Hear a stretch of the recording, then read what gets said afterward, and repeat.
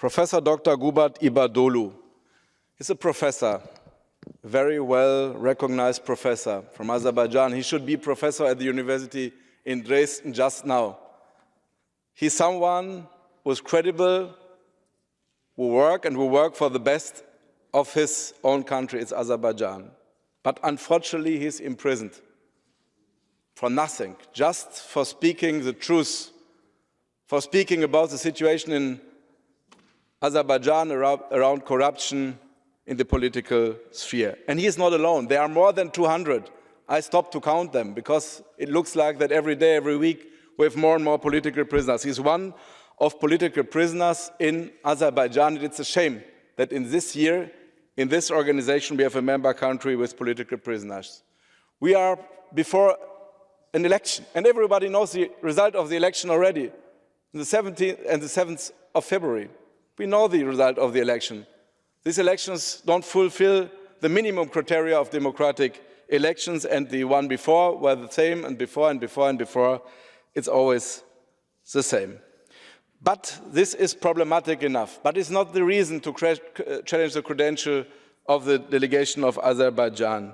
We challenge the credentials because the delegation of Azerbaijan is responsible for cooperation with this parliamentary assembly. We just do our job, and the job is in the rules. We appoint rapporteurs. We decide about reports. We need free access to the member country. We have the obligation to send an election observation mission. The country has the obligation to invite us, and the obligation is the obligation from the parliament represented by the delegation in this parliamentary assembly. And the more problematic is that Azerbaijan tried to play us against other international organizations, against the OSCE.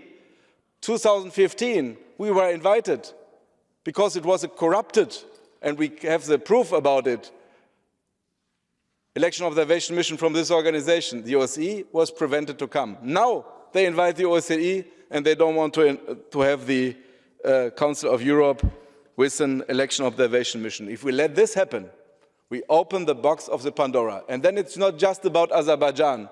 We have a responsibility to 46, 45 other member countries as well.